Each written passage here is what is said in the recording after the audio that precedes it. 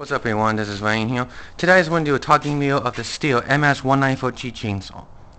Now as you can see, we've been using this machine since last year. It was back in 2023 and it was actually waked up the Hazard Nation, which actually still runs, and you can see we use this for cutting trees, and that's basically how much you can see how much it's been sitting here. Ever since we've been using this machine, this thing's been sitting since fall. I don't know what day it was running. I think it was like late back in August or September. I'm not sure exactly.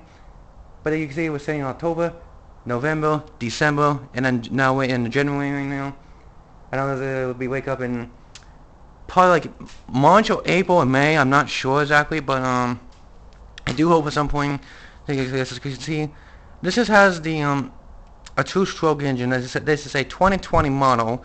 And you can see they're still making them, surprisingly, after they discontinued with the MS192 or 93, and they actually didn't still making them, surprisingly, because you can see, look how this made nice and detail on this chainsaw here, exactly.